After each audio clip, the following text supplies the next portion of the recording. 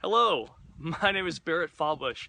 I'm the senior minister of Old Union Christian Church, and I'm coming at you today to talk a little bit about how to practice perfectly from concealment.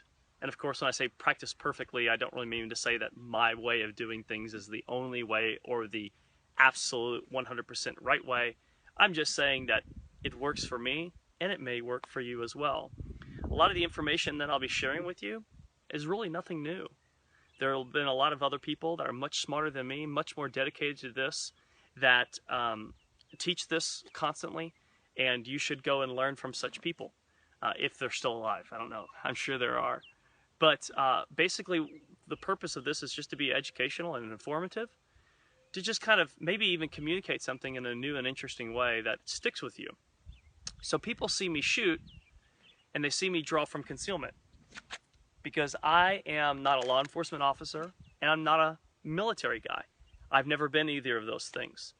And so when I think about defending myself with a handgun or shooting with the gun holstered, I think about doing it concealed, because I don't want to walk around my town and I don't want to walk around the world advertising that I have a firearm and making people feel uncomfortable about that. It's one of those things as a minister that I understand that people have sensitivity to firearms, and that may kind of be difficult for them to bridge the gap between their relationship with Christ and their relationship with me and how that all plays out. So I like to keep the firearm concealed. Well, one of the problems with keeping the gun concealed is that you have to defeat a garment. You have to get the garment out of the way, depending on what you're wearing, whether it's just a t-shirt, which is pretty easy to do, or a thick overcoat, or some a flannel if you're from the 90s and like to wear a flannel over your t-shirt, over your Metallica t-shirt. Either way, you have to work on getting those things out of the way. Well, people see me shoot and they wonder, no, how do I get that fast? Well, it's very simple. You just have to practice the process of the draw, practice in a consistent way, and the more consistent you are, and the more disciplined you are with doing something the right way, the faster you're going to be able to do that something. This is what motor learning and procedural learning tell us and talk to us about. So let's talk about a couple of things that set me up for success. The first sets me up for success is my sidecar holster. The T-Rex Arm sidecar holster has many advantages over most other holsters. First, and more notably, is that it has two clips. So it usually stays on the same place the entire time. Can't tell you how many times I have students that come out to the range or they come out to class and they've got one clip and they keep their pants really loose, and that gun can like basically move out all over the place. So the gun is in an inconsistent spot, and therefore that messes with their draw stroke, and they have to continually reset their holster, and it just is a big mess. It's just not fun. Well, what's great about this holster is that the gun also sits in the same spot every time. It sits to where the back plate is right above my belly button. And if you close your eyes, you're pretty well sure and guaranteed to find where your belly button is. With just a few little pokes, you can find your belly button. That's good as just an index point or reference point for you. And so that's where I keep my gun and where it is holstered. So there's consistency there. When I practice every single time, that's where the gun's located. Also, if you notice, I have a high purchase area, meaning I've got a good amount of space between the actual firearm and between the pant pocket. A lot of times you see people whose guns look like this, to where there's not very much space between the gun and the pants, the belt. And so they have to come up with this kind of modified draw thing of how they get the gun out of the holster. And that is, again, something that just kind of doesn't make it very consistent for us as shooters and as people who practice our craft to be able to do very efficiently, very quickly, and consistently. So one of the things that motor learning teaches us is that the more consistency we have in setting up these new neural pathways and this whole brain chemistry thing that we got going all up in here, the more consistent we can stay, the better off we're going to be. So I'm going to demo something for you, and then I'm going to ask a couple questions.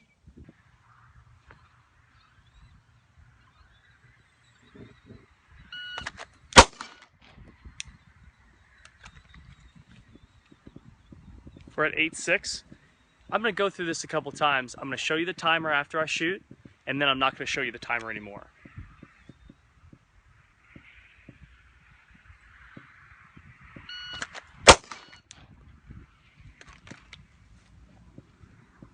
Eight zero. I got to do it a couple times so you know kind of consistently where my time's at.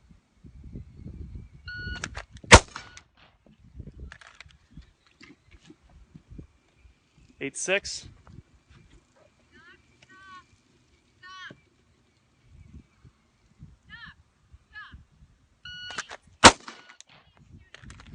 8.0.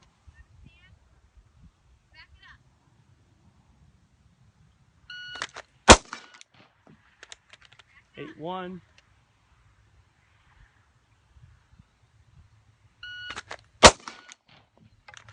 8.2.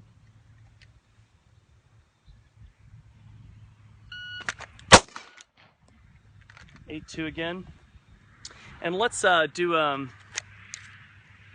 3 rounds in there. Let's put 3 rounds right in the chest.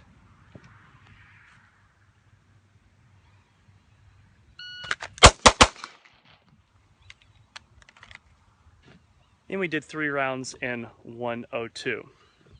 So let's talk a little bit about this. Why can I do this? What allows me to do this? This seems, to some people, this is very impressive, considering that the national average for people to shoot a round from concealment is 1.5 seconds. I'm just basically crushing that time. And I sincerely believe that anybody can do this. This is not hard.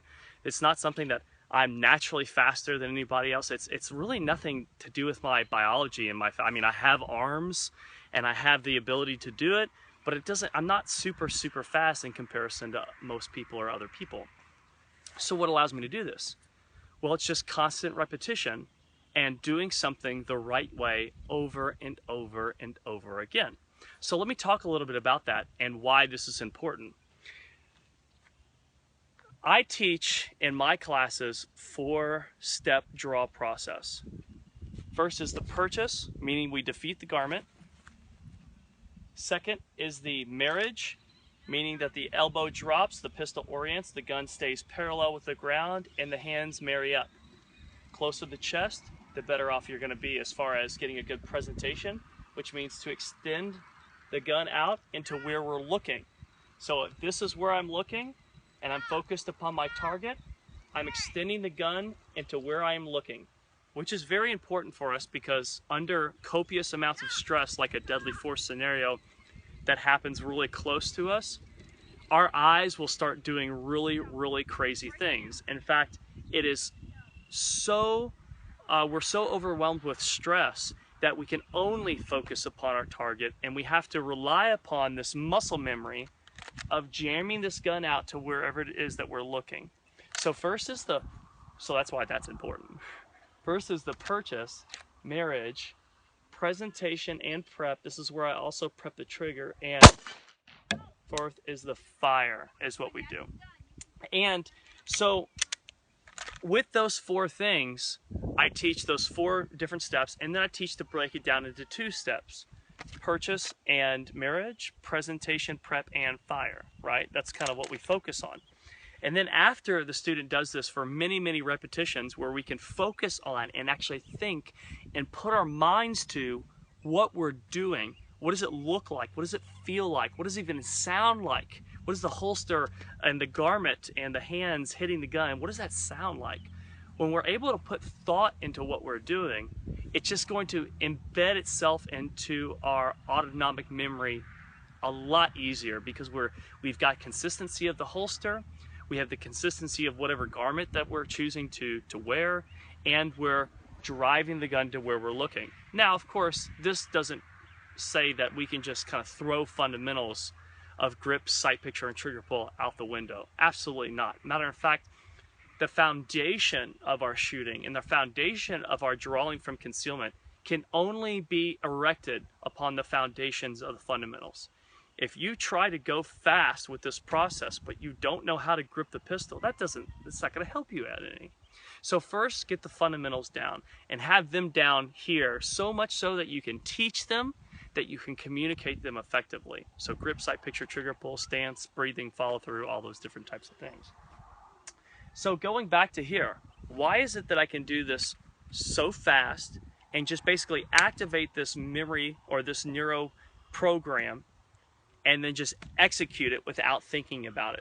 Well, it's because I've made these processes part of my unconscious memory, that I can basically initiate this program and draw from concealment and get the gun up to wherever it is that I'm looking. And it's really could be a useful skill to have in my mind. I mean, the faster that we can get the gun out in a deadly force scenario after judging the situation dispassionately, those things help us, it would seem like. So what can we do as shooters to practice perfectly? What is it that we can do to get our draw, to set up our draw in such a way from concealment that will help us, not hurt us, for when we have to access this program under high amounts of stress? Well, that's a really good question. I'm glad you've asked it. What we can do is simply go slow, make sure our reps are good, and then and only then begin building speed upon the confidence of what it is that we're doing. So let's do this again, shall we?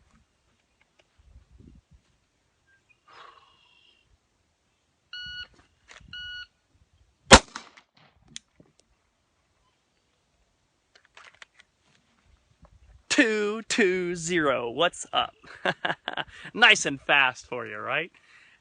In all honesty, if you want to be fast and you want to be consistent with your with your speed, you absolutely have to practice these reps of driving the gun to where we're looking and drawing from concealment. And the movements and the motions need to be so down that when you go to access it, it's the same thing every single time. Now, there may be some slight deviations and you may slightly mess up. But if you mess up, kind of go over that memory that you've messed up with, not only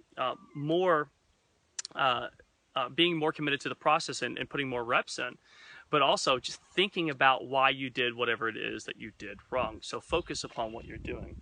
So let's do some focus drills, and this is something that I like to do. It's simply, I just have this gun in this marriage position, and I'm going to extend the gun out, take a shot, watch my finger go back along the slide, bring it back in again.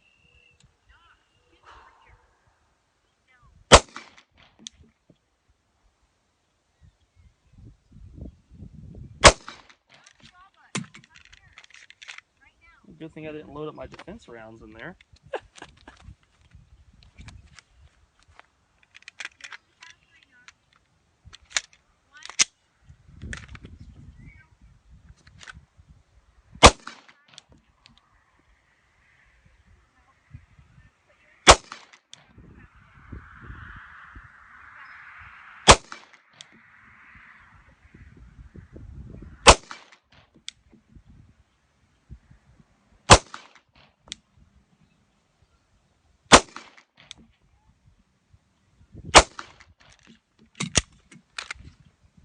And there you have it.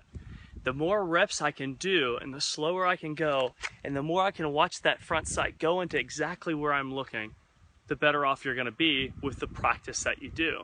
So when you go out, maybe you do a cold start practice, maybe focus on the fundamentals, maybe start cold and just go and just see kind of where you're at. And then after you've kind of gotten your performance out of the way and you've screwed up horribly or you didn't perform how you wanted to, then start committing yourself to the process of what you're doing. Start thinking and focusing and placing your mind upon what it is that you're doing, and you're going to set yourself up for success a lot better. Thank you so much for being with me today, and thank you so much for taking a little bit of learning. Again, I'm not the smartest person in the world when it comes to this stuff. A lot of the stuff that I've communicated is out there. You can find it out there. It's pretty much common knowledge. And anyway, thank you for joining me. Hold fast, stay the course. I'm Barrett Fawbush.